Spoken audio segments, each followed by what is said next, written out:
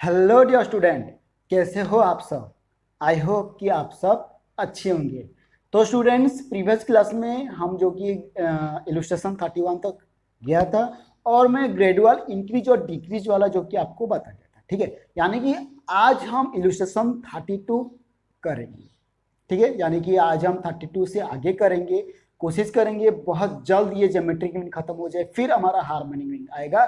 Harmonic mean के बाद बहुत मजा आने वाला है, जो कि मीन और मीडियन आने वाला है कि नहीं। ओके, तो स्टूडेंट से एक बात कहना चाहूंगा, जो भी चैनल पे नया है ना, जल्दी से जाके सब्सक्राइब कर वीडियो को पक्का लाइक कर। ठीक है, ओके। तो अगर कुछ भी डाउट है तो कमेंट में आप बता सकते हो। ठीक है, तो स्टूडेंट चलो स्टार्ट कर लेते हैं। यानी कि आज हम इलस्ट्रेशन 32 पढ़ेंगे। ठीक है, और हाँ, थोड़ा इसे ध्यान में देखना, क्योंकि देखो ज्योमेट्रिक और हार्मोनिक में जो कि थोड़ा बहुत शॉर्ट क्वेश्चन वगैरह आएगा। अगर लॉन्ग क्वेश्चन आएगा तो मैं बता दूंगा, नो प्रॉब्लम। ठीक है, क्वेश्चन आंसर बहुत जल्द डिस्कशन होने वाला है, और आपका कॉस्ट अकाउंटिंग का क्लास और एफएमए का क्लास भी बहुत जल्द होगा। ठीक है, और मैं आपको पहले भी बता चुका हूँ कि कॉस्ट अकाउंटिंग का क्लास और एफएमए का क्लास रेगुलर नहीं हो सकता है, क्योंकि टाइम मुझे नहीं मिल रहा है। ठीक है, तो मुझे टाइम निकाल के में भी हो सकता है 3 बार 4 बार या 5वीं बार या एक हफ्ते में पूरा क्लास हो जाए। ठीक है, और मैं कोशिश करूंगा संडे भी, यानी कि कॉस्ट अकाउंटिंग और एफएमए संडे भी क्लास हो। ठीक है, क्योंकि मैनेज हो जाएगा। और मैं कॉस्ट अकाउंटिंग और एफएमए का सिर्फ और सिर्फ जो कि प्रैक्टिकल वगैरह बताऊंगा, थ्योरी वगैरह नहीं बताऊंगा। जो प्रैक्टिकल बताऊंगा ना, वो बोर्ड में नहीं बताऊंगा। ठीक है, वो मैं पीपीटी बना के बताऊंगा। ठीक, कैसे बताऊंगा वो आप देख लेना। ठीक है ना, तो जिसको भी समझ में नहीं आएगा आप कमेंट तो कर सकते हैं ना। और हाँ, कॉस्ट अकाउंट में जो कुछ भी थ्योरी वगैरह है, एफएमए में जो कुछ भी थ्योरी वगैरह है, आप पढ़ लेना। जो भी मतलब समझ में नहीं आएगा ना, आप कमेंट कर लेना, मैं उसके ऊपर हो सकता है उसके ऊपर मैं वीडियो बना लूँ। ठीक है, तो स्टूडेंट्स चलो आगे चलते हैं, यानी कि जल्दी जल्दी खत्म कर लेते हैं। तो देखो आपका इलस्ट्रेशन 32, तो मैं क्वेश्चन तो लिखूंगा ही नहीं, क्योंकि मुझे तो लगता है कि सभी के पास बुक्स है। ठीक है, अगर जिसके पास भी बुक्स नहीं है ना, तो आप कमेंट कर देना सर मेरे पास बुक्स नहीं है, तो मैं पीपीटी मतलब पीडीएफ वगैरह बना के मैं अपलोड कर दूंगा। ठीक है, और एक बात देखो, मेरे पास जो बुक है ना, ये पुराना बुक है, लेकिन ऐसा नहीं कि ये पूरा चेंजेस वाला, यानी कि पूरा चेंज हुआ है। ठीक है, ऐसा नहीं, मतलब न्यू एडिशन और ये ओल्ड एडिशन में जो कि चेंज ज्यादा नहीं हुआ है। हाँ, एक दो इलस्ट्रेशन एक्स्ट्रा दिया गया है, बाकी कुछ भी चेंजेस नहीं है। सेम टू सेम जैसे आप पढ़ रहे हो उसी तरह ये भी सेम टू सेम है। ठीक है, ओके। तो चलो मैं ध्यान से देख लो। ठीक है, मैं बता रहा हूं। In the census of 2001, in the census of 2001, the population of India was, the population of India was to be 103 crore. ठीक है, the population of India was ascertained to be 103 crores, and in the census of 2011, and in the census of 2011 it was found to be 121 crores. ठीक है, from this determine the annual rate of growth. ठीक है, यानी कि from this मतलब इन्हीं में से determine the annual rate of growth in the Indian population. ठीक है, तो ये तो मैं क्वेश्चन पढ़ लिया। चलो अब मैं समझा देता हूँ आपको कि एक्चुअली में है क्या ये। इन द सेंसस ऑफ 2001, यानी कि जैसे कि 2001 में हमारा जनगणना हुआ था। ठीक है, वहां पे क्या हुआ था, जो कि पॉपुलेशन हमें निकाला गया था, जो पॉपुलेशन निकाला गया था वो पॉपुलेशन था 103 करोड़ था। ठीक है, इंडिया में। और 2011 में हमारा जो भी जनगणना हुआ था, पॉपुलेशन कितना हुआ था, 121 करोड़। ठीक है, तो देखो हमारा पॉपुलेशन इंक्रीज हुआ है, यानी कि ग्रेजुअल इंक्रीज हुआ है, डिक्रीज नहीं हुआ है, ग्रेजुअल इंक्रीज हुआ है, यानी कि ग्रोथ हुआ है। वही ग्रेजुअल इंक्रीज वाला फॉर्मूला पुट होगा, यानी कि A equal to P bracket 1 plus I to the power N. ठीक है, यही फॉर्मूला जो कि यूज होगा। ठीक है, अब चलो आगे क्या कहा है, फ्रॉम दिस मतलब इन्हीं जो कि डाटा वगैरह दिया गया उसी डाटा में से determine the annual rate of growth in the Indian population. ठीक है, इंडियन पॉपुलेशन में एनुअल ग्रोथ रेट निकालने के लिए कहा है, यानी कि कितना एनुअल ग्रोथ रेट हो रहा है। उसे हमें निकालना है। समझ में आ गया? समझ में आ गया? ओके, चलो मैं बता देता हूँ। एक्चुअली देखो यहाँ पे जैसे कि ऊपर बताइए कि ऊपर यानी कि ग्रेजुअल इंक्रीज, जब मतलब उस टाइम जब मैं आपको बताया था कि इसे ये लेना है, इसे ये लेना है, यानी कि यहाँ पे आपको ए चाहिए, पी चाहिए, आई चाहिए, और आर तो उसी तरह आपको मिल भी जाएगा। A stand for the amount that result at the end of a certain period, यानी कि एंड ऑफ द ईयर में जो रिजल्ट आया है ना उसी को, मतलब जो ईयर वाला, मतलब 2011 ए है कि नहीं। और पी जो कि beginning of a certain year, जो भी जितना भी अमाउंट निकला है, जितना भी इनकी जो है, जितना भी हुआ है, ठीक है, उसे पी लेंगे। और यानी कि I for the rate of change for unit, ठीक है, rate of change for unit, जो कि आर डिवाइडेड बाय 100 हो जाएगा। और फिर एन आपको पता है कि नंबर ऑफ ईयर्स, ठीक है, कितना नंबर ऑफ ईयर्स है ये भी आपको पता है कि नहीं। 2001 से 2011 तक तो 10 ईयर्स तो इंक्रीज हुआ है ना, 10 ईयर्स लिया जाएगा, ठीक है। समझ में आ गया? तो चलो आप बता देता हूं मैं एक्चुअली कि लिखना कैसे है। यहाँ पे हो गया सपोज, देखो मतलब मान लो कि, मान लेना तो ही है, यानी कि उसे हम ले रहे हैं, ठीक है। P be the population at the end of, P be the population at the end of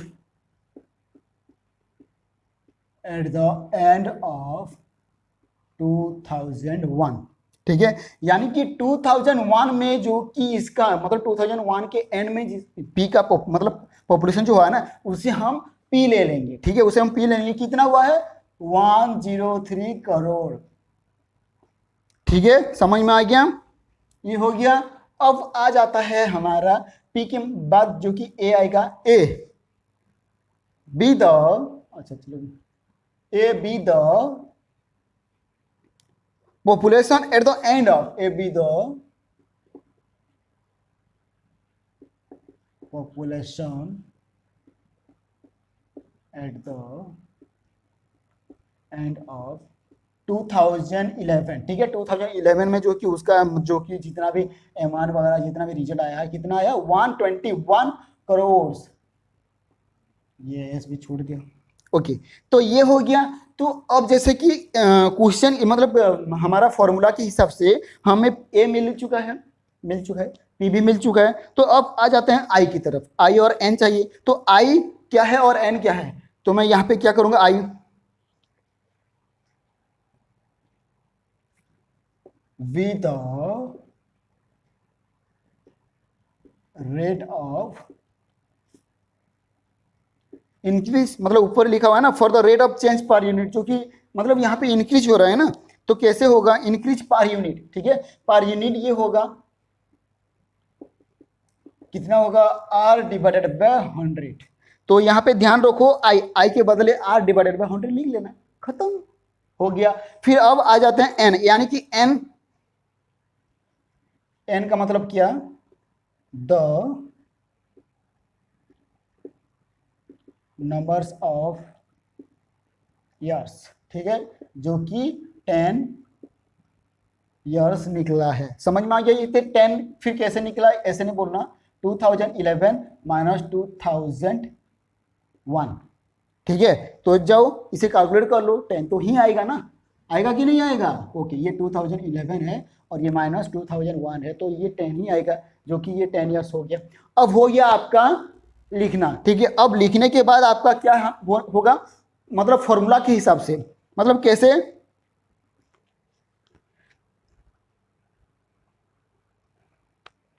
ठीक है, यहां पे मैं लिखूंगा बाय यू, ये नहीं लिखने से भी चलता है, ठीक है, कोई प्रॉब्लम नहीं है। बाय यूजिंग द फॉर्मूला, यानी कि ब्रैकेट में मैं लिखूंगा ग्रेजुअल इंक्रीज, ठीक है, यानी कि जो कि ग्रेजुअल इंक्रीज हुआ है, तो फॉर्मूला लिख लेने, ठीक है।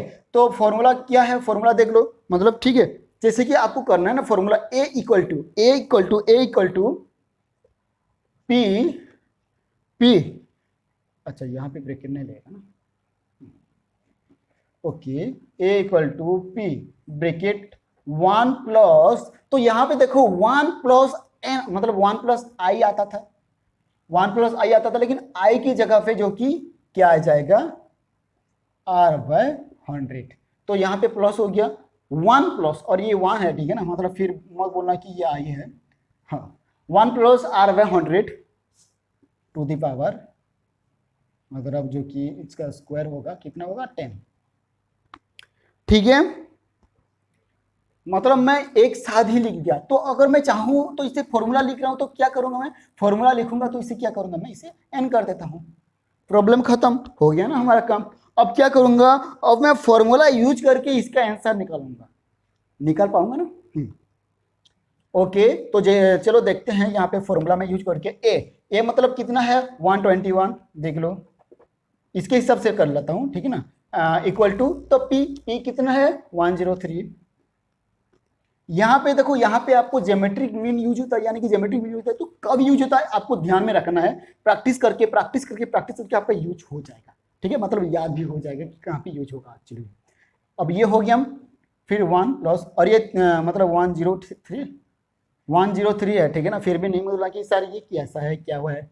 ओके, ये 1 प्लस, यहाँ पे तो और लिखने की जरूरत नहीं है, 1 प्लस R/10, तो R/10 तो बिल्कुल भी चेंजेस नहीं होगा, क्यों, क्योंकि हमें रेट निकालना है, तो अगर रेट निकालना है तो R/10 तो बिल्कुल भी चेंजेस नहीं होगा, ठीक है। तो ये हो गया, तो ये होने के बाद मैं इस सेट से लिख रहा हूं, मैं इस सेट लिख रहा हूं, ठीक है ना। अच्छा यहाँ पे होगा क्या, चलो मैं यहाँ पे लिख देता हूँ, जहां तक होता है होने दो। मैं ये दे दिया, साइन दे दिया, क्योंकि ये इक्वल टू हो तो मैं ये साइन देना पड़ेगा, ठीक है। तो ये हो गया, ये 121 है, तो यहाँ पे क्या होगा ना, देखो ये 103 है, तो मैं क्या करूँगा, ये 103 इस साइड आ जाएगा, और ये तो मल्टीप्लाई हुआ है ना, इस साइड आ जाएगा, तो क्या होगा, डिवाइड हो जाएगा, है कि नहीं, डिवाइड होगा कि नहीं। तो मैं क्या करूँगा 121 डिवाइडेड बाय, पूरा स्टेप बाय स्टेप बताऊंगा, आपको ध्यान से समझना है, और हाँ प्रैक्टिस जरूरी करना, जरूरी है प्रैक्टिस की, प्रैक्टिस करोगे तभी जाके आप परफेक्ट हो पाएंगे, ठीक है ना। ओके, ये प्रैक्टिस हो गया हमारा, मतलब मैं भी प्रैक्टिस कर रहा हूं, ये हो गया। फिर मैं आगे क्या करूंगा, फिर सिंपल सी बात है, मैं आगे क्या करूंगा 1 plus R/100 to the power 10, ये देखो मेरा काम हो गया, ठीक है। अब देखो, अब करना क्या है, अब मैं इसे एक और बार कर सकता हूँ, और एक बार जो कि रिपीट कर सकता हूँ ना, मतलब इसे मैं चेंज भी कर सकता हूँ, ना, यहाँ पे चेंजेस होगा क्या, यहाँ पे जगह नहीं होगा ना, चलो कोई बात नहीं, जगह थोड़ा नहीं होगा, तो चलो मैं चेंजेस कर लेता हूँ, ठीक है। फिर बाद में मत बोलना कि सर ये चेंजेस क्यों हुआ, कैसे हुआ, ऐसे नहीं हुआ, तो इसे ऐसे करना है,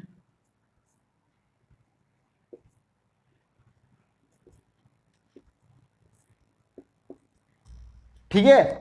और थोड़ा मतलब मेट्रिक क्लास में आप जैसे कि पढ़े थे, अगर स्क्वायर अगर नेक्स्ट साइड क्या इक्वल टू के नेक्स्ट साइड चला गया तो वो क्या हो जाता है, रूट हो जाता है, ठीक है, यानी कि 10 रूट हो जाएगा, ये तो स्क्वायर है, मतलब अगर ये 2 हो जाता तो ये स्क्वायर ही हो जाता, स्क्वायर रूट, लेकिन ये 10 है तो उस साइड जाएगा तो क्या होगा, और इसी तरह मतलब जो कि ऊपर ही है, पावर में है, टू दी पावर में है, तो रूट 10 रूट हो जाएगा, ठीक है, 10 रूट 121 डिवाइडेड बाय 103, समझ में आ गया। अब बोलोगे कि सर मुझे तो समझ में नहीं आ रहा यार, कैसे कैसे हो रहा है, प्रैक्टिस करना है, लेकिन देखो पहले मैं जैसे भी आपको बताया था ना उसी तरह ही आपको करना है, ऐसा नहीं कि आपको सिर्फ कॉपी करते जाना है, कॉपी करते जाना है, कॉपी करते जाना है, कॉपी करोगे तो कुछ भी याद नहीं होगा, हाँ एक ही बार में याद हो जाएगा, लेकिन बाद में कुछ भी फर्क नहीं पड़ेगा।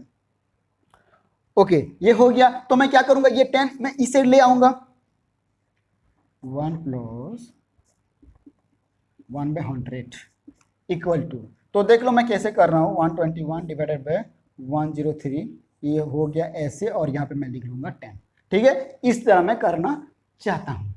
अब बोलो ना समझ में आया होगा, थोड़ा रुको मेरा हाथ दुख रहा है। ओके, ये हो गया ना। अब बोलना कि सर यहाँ तो कैसे हो गया, चलो कोई बात नहीं, देखो ये तो ऐसे भी ये एग्जाम में नहीं आएगा, बाई चांस मान लो कि आप भी गया है तो आपको पता होना चाहिए कि एक्चुअली में ये ऐसे हुआ है, तो आप आंसर कर भी सकते हो, है कि नहीं। ओके, ये हो गया हमारा, फिर मैं क्या करूँगा, इस साइड होगा शायद, ओके यहाँ पे भी और एक हो जाएगा शायद, ठीक है, देखो मैं सीधे सीधे लिख रहा हूँ, मतलब जगह नहीं होगा, तो मैं कोशिश कर रहा हूँ कि एक ही टाइम में जैसे भी हो जाए, ठीक है ना। तो इसलिए मैं इसी तरह लिख रहा हूँ, तो आपको थोड़ा देख देख के करना है। अगर कुछ भी प्रॉब्लम हो तो आप कमेंट में कर दिया करो, कमेंट में कर दिया करो, ठीक है। तो अब देखो, अब बहुत इंपॉर्टेंट चीज है जो कि आपको सिंपली ये तो कॉपी कर लेना है। ओके, ये कॉपी करना है ना, इक्वल टू, तो मैं क्या करूंगा, इसे मैं अब हटाऊंगा, मतलब इसे मैं क्या करूंगा, अब हटाऊंगा, यानी कि मैं क्या करूंगा, 10 को 1/10 कर दूंगा। और कहाँ गया बच्चू,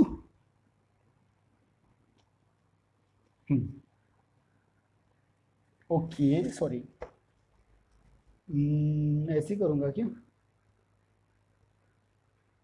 रुक जाओ रुक जाओ, मैं इस साइड नीचे लिख लेता हूँ, नीचे लिख लेता हूँ, ठीक है, नीचे ले लेता हूँ ताकि याद हो जाए अच्छे से। ओके, एक ही बार में मैं कर देता हूँ, मतलब बार बार नहीं करूंगा। तो अब देखो, अब क्या होगा ना, अब यहाँ पे आपका आ जाएगा लॉक, यानी कि यहाँ पे लॉग यूज होगा, समझ में आ गया होगा, आई थिंक लॉग यूज होगा यहाँ पे। तो देखो दोनों साइड है, यानी कि दोनों साइड है, दोनों साइड का मतलब है दोनों साइड लॉग यूज करना ही पड़ेगा हमें, तभी जाके हमारा हो सकेगा, यानी कि तभी जाके हम बाद में कर पाएंगे, लेकिन नहीं अभी तो नहीं कर पाएंगे, ठीक है। तो मैं क्या करूंगा, लॉग 1 + r/100 इक्वल टू, तो मैं ये क्या करूंगा, 10, तो यहाँ पे क्या करूंगा, 10 को 1/10 में मैं कन्वर्ट कर दिया, और फिर मैं यहाँ पे क्या करूंगा, लॉग 121/103, इसे मैं ब्रैकेट दे सकता हूँ, ठीक है, इसे मैं ब्रैकेट दे सकता हूँ, नहीं देने से भी क्या फर्क पड़ता है। अब हो गया, अब हो गया, मतलब मैं क्यों सिर्फ एक ही साइड लॉक यूज करूंगा तो वो गलत हो जाता है, ठीक है, इसलिए मुझे दोनों साइड, जैसे कि मान लो कि नीचे अगर 10 मल्टीप्लाई करें तो ऊपर भी आपको 10 मल्टीप्लाई करना पड़ता है, ठीक है, इसी तरह, ठीक है ना, ठीक इसी तरह ही आपका हुआ है। अब तो क्लियर हो जाओगे, यहां तक हो गया, तो यहां तक हुआ, तो मैं क्या करूँ, इसका तो कुछ काम नहीं है, इसका कुछ काम नहीं है, तो क्या होगा, इसका कुछ काम नहीं है। अब हमें क्या करना पड़ेगा, इसका, इन दोनों का लॉग निकालना पड़ेगा, ऐसे नहीं ऐसे नहीं, मतलब वो क्या होता है ना, जैसे कि लॉग हमारा, जैसे कि लॉग निकालते हैं, लॉग निकालने के बाद फिर एंटी लॉग ऑफ निकाल लेते हैं ना, उसी तरह आपको निकालना है। तो सिंपली ये तो आपकी, मतलब ये तो कुछ काम नहीं है, क्यों, क्योंकि देखो आगे चलते हैं, देखो भाई यहाँ पे तो होगा ना, ओके, तो इसका कुछ काम नहीं है, जैसे कि 1 + r/100, इसका कुछ काम नहीं है, क्यों, चलो आगे चलते हो, मतलब आगे चल लो फिर पता चल जाएगा होगा कि नहीं आ रही यहाँ पे। ये हो गया, फिर अब यहाँ पे क्या करेंगे, एंटी लॉग ऑफ यहाँ पे ये बड़ा ब्रैकेट 1/10, यहाँ पे 1/10 ध्यान में रहे, अच्छा नहीं होगा साझा, 121 - log 103, दिख रहा है क्या, दिख रहा है क्या, चलो नहीं दिखेगा तो क्या होगा, मैं आपको और एक बार जो कि बता देता हूँ, देखो ये एंटी लॉग ऑफ 1/10, तो अब यहाँ पे देखो ये लॉग इसलिए उठा, क्यों, क्योंकि हमें लॉग ही चाहिए था ना, लॉग हमें निकालना पड़ेगा, ठीक है, तो इसलिए इसलिए जो कि इसे करना पड़ा, जो कि ये देखो लॉग, तो log 121 log 103, तो अब यहाँ पे देखो सर ये माइनस क्यों हुआ, लॉस भी तो हो सकता था, मल्टीप्लाई भी तो हो सकता था, लेकिन आप ऊपर अगर देखोगे 2021 - 2001, यानी कि 2001 में जितना भी था 2020 तक क्या हुआ, इंक्रीज हुआ, तो 2021 - 2001 ही करेंगे ना,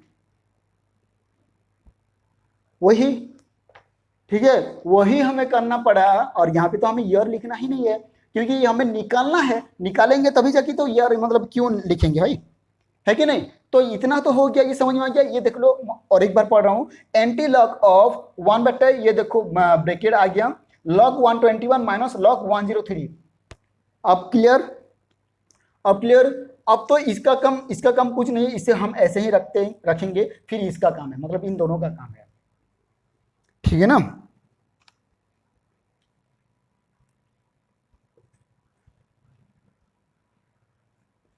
1 + r/100 equal to, anti log of, तो यहाँ पे मैं फिर से लिखूंगा एंटी लॉग ऑफ 1/10। तो अब तो मुझे ये तो हो गया ना, तो मैं क्या करूंगा, लॉग 121 का निकालूंगा। ठीक है, अच्छा मैं इसे ब्रैकेट दूं, जगह तो नहीं होगा इसलिए मैं ब्रैकेट दे देता हूँ ऐसे। ठीक है, इसे ब्रैकेट देता ना, क्यों, क्योंकि देखो हमें ब्रैकेट देना मतलब अभी करना है ना मुझे, इसीलिए। तो मैं क्या करूंगा, अब मैं इसे ब्रैकेट दे देता हूं। तो अब देखो log 121 का log निकालो, यानी कि 121 का log निकालो तो कितना होगा, 2.0828, 2.0828 माइनस, और ये भी तो 2 होगा, वो पता है। फिर इसका अगर log निकालेंगे 103 का तो 0128 होगा। अब समझ में आ रहा होगा कि नहीं आ रहा होगा, ठीक है, समझ में आना चाहिए, है कि नहीं। बिना प्रैक्टिस के कुछ भी समझ में नहीं आएगा, इवन मैं भी अगर प्रैक्टिस नहीं करूंगा तो मुझे भी समझ में नहीं आएगा, मुझे भी याद नहीं होगा। ठीक है, इसी तरह आपको प्रैक्टिस करना, क्योंकि मैं तो आपको पढ़ा रहा हूँ ना, मेरा क्या जाता है, मेरा तो एग्जाम हो चुका है, मैं एग्जाम दे भी चुका हूँ, सिर्फ आपको देना है, तो आपको अच्छे से समझना है कि नहीं, समझ पाओगे ना। ओके, देखो मतलब इलस्ट्रेशन 22 ये 32 थोड़ा लेट भी लग सकता है, क्योंकि ये थोड़ा ऐसा है, आपको समझना पड़ेगा। ठीक है, तो एक बार आप समझ लिए ना तो आपको कुछ भी प्रॉब्लम नहीं होगा। और नेक्स्ट मतलब उसके बाद और एक जो कि हम इलस्ट्रेशन 33 करेंगे, फिर हमारा शायद लगता है कि फिर हमारा खत्म हो जाएगा, यानी कि ऐसा खत्म नहीं, हमारा क्लास खत्म हो जाएगा। ठीक है, यहाँ पे तो हो गया, यहाँ पे हो गया एंटी लॉग ऑफ, ये तो हो गया, ब्रैकेट हो गया, ओके नो प्रॉब्लम। तो अभी नीचे नीचे लिखना पड़ेगा, क्योंकि देखो यहाँ पे थोड़ा लेंदी हो जाएगा ना, इसलिए। अब मैं क्या करूंगा, ध्यान से देखो, 1 + r/100 equal to anti log of, इसे मैं क्या करूंगा, चलो मैं ब्रैकेट चलो ये ब्रैकेट में हटा देता हूं, तो 1/10 तब हटाऊंगा, कब हटाऊंगा देख लो, कब हटाऊंगा, फिर ये भी देख लो ना कब हटाऊंगा, 1/10। ठीक है, तो इसे मैं माइनस करूंगा तभी जाके मैं इसे हटा पाऊंगा। तो अब आ जाते हैं माइनस की तरफ। तो एक्चुअली में ये हुआ कैसे है, ठीक है, मैं खुद किया हूँ, देखा हूँ, शायद मुझे रॉन्ग लग रहा था, लेकिन नहीं ये सही है, थोड़ा डायरेक्ट कर दिया है। ठीक है, तो मुझे ऊपर वाला मिटाना पड़ेगा। अब देखो इसे अगर हम डिवाइड करेंगे तो इसका आएगा 0.07। ठीक है, ये आएगा, ये आएगा। ठीक है, समझ में आ गया, मतलब 1/10। तो इससे अगर मैं ये ब्रैकेट को हटा दूं तो नॉर्मल ब्रैकेट हम जो देते हैं ना, वही नॉर्मल ब्रैकेट रह जाएगा, है कि नहीं, क्लियर है। यानी कि 1/10 इंटू 0.07, जो कि अगर इन दोनों को माइनस कर दिया जाएगा तो इतना ही आंसर आएगा। ठीक है, अब तो ये तो क्लियर है। अब ये क्लियर होने के बाद अब क्या करना है हमें, मैं सिंपल से आपको बताऊंगा। देखो ये तो डिवाइड होगा ना, और एक बात यहाँ पे लिख लेता हूँ, रुको,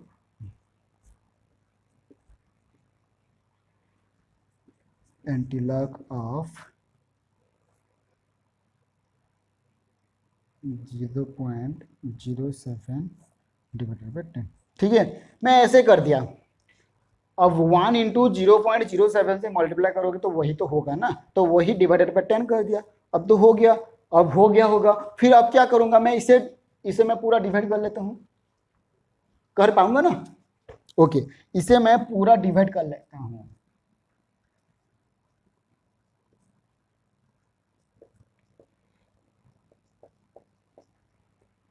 एंटी लॉग ऑफ, इसे अगर मैं पूरा डिवाइड करता हूं तो कितना आएगा, पॉइंट मतलब 0.007 आएगा।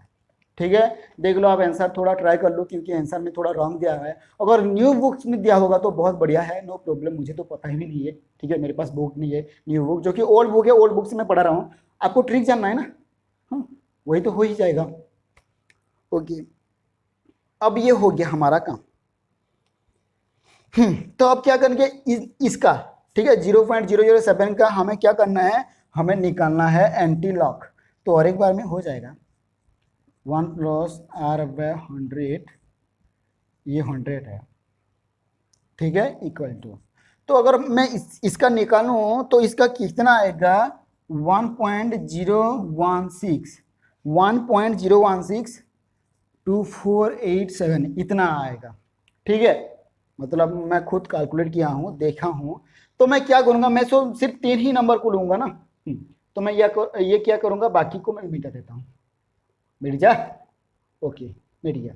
ठीक है, बाकी को मैं लिख लिया और बाकी जो एक्स्ट्रा था उसे मैं क्या कर दिया, bye bye, tata bye bye कर दिया। ठीक है ना। अब ये हो गया 1.016। अब थोड़ा देख लो कि आंसर थोड़ा लग रहा है ना, लग रहा है ना। ओके, यहाँ पे हो जाएगा शायद। ओके, यहाँ पे भी हो जाएगा। हाँ, अब देख लो ध्यान से। आई थिंक यहाँ पे हो पाएगा, यहाँ पे हो पाएगा। ठीक है, देखो यहाँ पे हो पाएगा।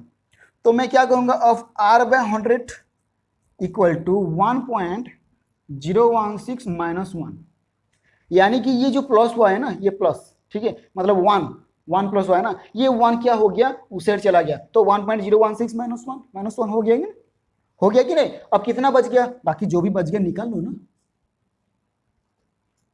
ये 100 है, ठीक है ना। ऐसे नहीं बोला कि सर ये तो W जैसा दिख रहा है ना।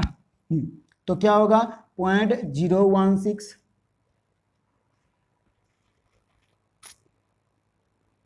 हाँ हाँ सर, दिख रहा है, दिख रहा है, दिख रहा है। हाँ ये दिख रहा है। ठीक है, अब क्लियर है, अब क्लियर है।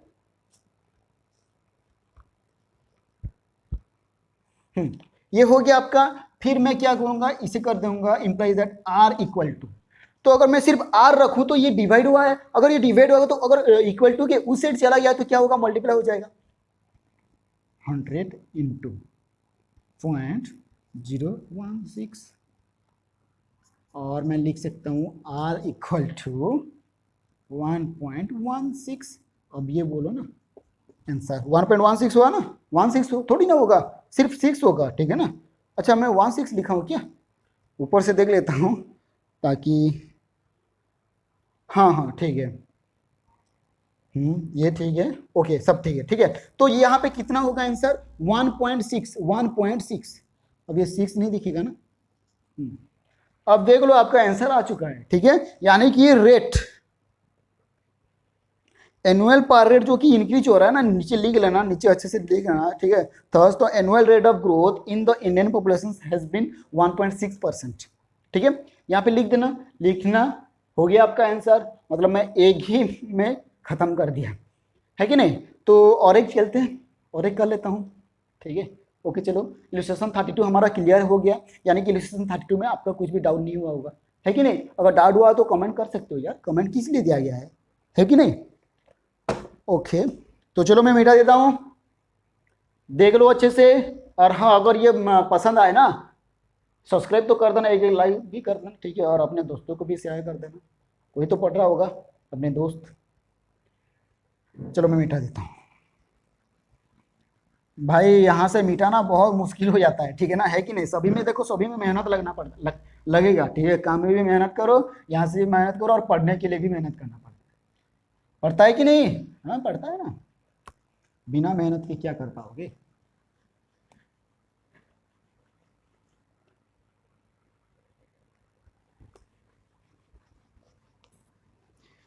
इसी मेहनत में मेरा थोड़ा बहुत टाइम भी चला जाता।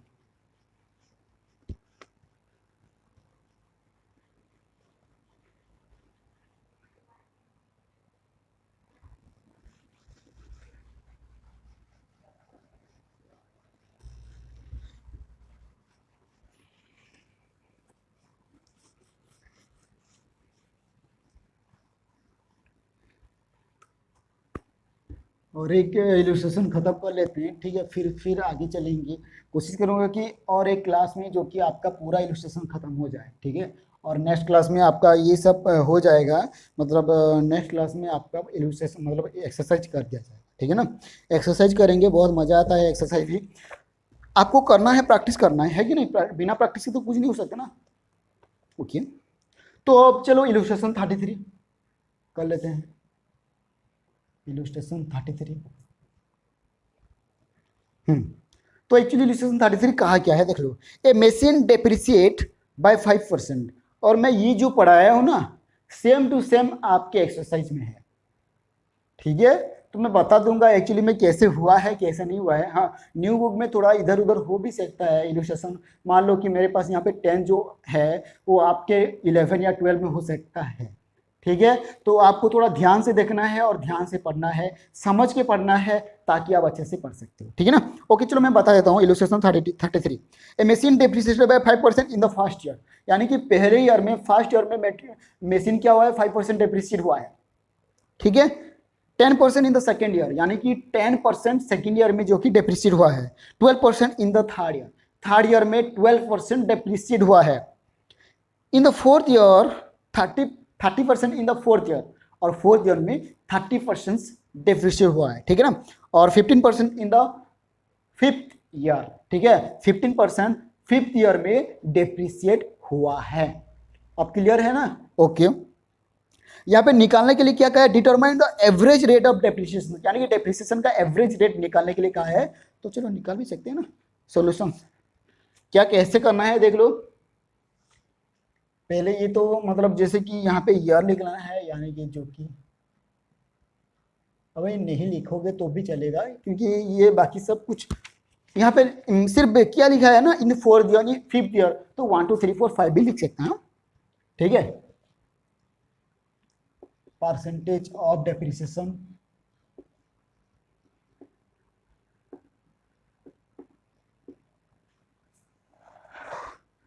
Okay, value of the end of the year,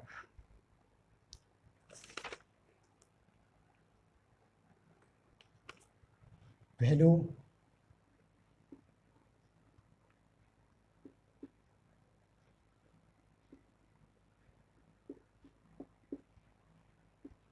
यानी कि वैल्यू जो कि एंड होगा ना, मतलब एक्स ईयर में जो भी वैल्यू होता है ना, जो कि उसे होगा, तो उसे हम क्या करेंगे, एक्स ले लेंगे।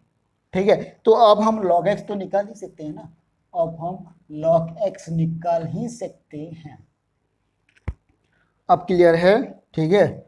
ओके, तो जैसे कि फर्स्ट ईयर, यानी कि पहले ईयर में 5% जो कि डेप्रिसिएशन हुआ है, फर्स्ट ईयर में 5% डेप्रिसिएशन हुआ है। अगर 100 का मैं 5% निकालूं तो 5 हो जाएगा, तो मतलब 93 उसका जो कि वैल्यू रह गया है। ठीक है, समझ में आ गया। ओके, फिर अगर सेकेंड ईयर में कितना हुआ है, 10%। ठीक है, तो अगर मैं उसके हिसाब से 100 के हिसाब से अगर लूँ, तो अगर 10% हुआ तो 10 ही होगा, तो कितना हो गया, 90। ठीक है, समझ में आ गया होगा। ओके, बहुत बढ़िया। फिर अब देख लेते हैं 12 मतलब 3 ईयर्स, थर्ड ईयर में जो कि 12% आपका डेप्रिसिएशन हुआ है। यहाँ पे परसेंटेज ऑफ डेप्रिसिएशन लिखा हुआ है, तो मैं यहाँ पे परसेंटेज और थोड़ा लिख देता हूँ। ठीक है, क्या पढ़ जाता है। ओके, 3 ईयर में जो कि 12% हुआ है, 12% हुआ है, तो यानी कि 100 का अगर 12% कट जाएगा तो कितना आएगा, 88 वैल्यू इसका आ जाएगा। अब समझ में आ रहा होगा। Okay, very good. अब आ जाते हैं, थर्ड हो गया हमारा, फोर्थ की तरफ। फोर्थ में हमारा 13% जो कि दिया है, 13% डेप्रिसिएशन जो कि डिक्रीज हुआ है, यानी कि 100 का जो कि 13% होगा तो 87 ही होगा ना, है कि नहीं। ओके, अब ये फोर्थ हो गया। फिफ्थ यानी कि 5 का जो कि 15% आपका डेप्रिसिएशन डिक्रीज हुआ है, और 100 में से अगर 15 चला गया तो आपका 85 आ जाएगा। तो अब ये जो 95, 90, 88, 87 और 85 आया ना, इसका लॉग निकाल लो, लॉग एक्स।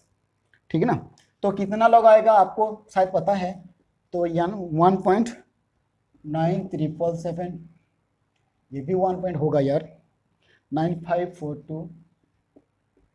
और हाँ, न्यू बुक्स में जो थोड़ा बहुत एंटीलॉग लॉग दिया है ना, उसका थोड़ा बहुत वैल्यू एक दो इधर इधर हुआ है, तो आपको देख लेना है। ठीक है, नो प्रॉब्लम, बुक मतलब एग्जाम में दिया होगा तो दे देगा, या तो आपको नहीं करना है।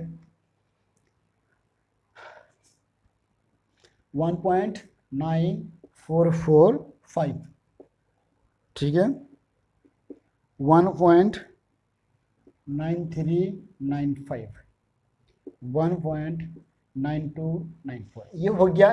तो इसे हम क्या करेंगे, समेसन लॉग एक्स निकाल लेना है, जो कि 9.7453 आ जाएगा। ठीक है, 9.7453 आ गया इसका। तो फिर आपको क्या करना है, फिर आपको ज्योमेट्रिक मीन का फॉर्मूला यूज कर लेना है, यानी आपको ज्योमेट्रिक मीन का फॉर्मूला भी पता होगा। Anti log of summation log X divided by N, और ये एन कहाँ गया, 1 2 3 4 5, 5 एन, ठीक है, एन 5 है, क्लियर है। Anti log of 9.7453 divided by 5, ठीक है। अब ये एंटी लॉग निकाल लो, कितना आ रहा है, एंटी लॉग ऑफ कितना आएगा, 1.94906 आएगा, ठीक है। तो मैं क्या करूँगा, इससे 1 पॉइंट है तो मैं क्या करूँगा, 0.94906 इंटू 10⁻1 कर दूंगा, ठीक है। तो इसे क्या करना है, 0.94 यानी कि 0.94 का 9 देख लो, 9 देखने के बाद और एक जो कि निकाल लो, और एक यानी कि 0 देख लो, फिर हो गया आपका। कितना आ रहा है देख लेते हैं, मतलब इसी तरह देख लेना है, और देखने के बाद आपका जो कि आंसर आएगा, ठीक है। मतलब मैं तो नहीं करूँगा, आप खुद कर लेना, क्योंकि मैं आपको बहुत बार बता चुका हूँ कि कैसे आपको एलटी लॉग देखना है और कैसे आपको लॉग देखना है, ठीक है। 0.9490 से जितना भी होगा इंटू 10⁻1, तो जितना भी होगा उसका आंसर आएगा कितना, 88.92 आएगा आंसर, ठीक है, ठीक है ना। 88.92 आपका आंसर आएगा। तो अब देख लो यहाँ पे हो गया, तो अब इनकी देखते हैं, the rate of decrease in the value of machinery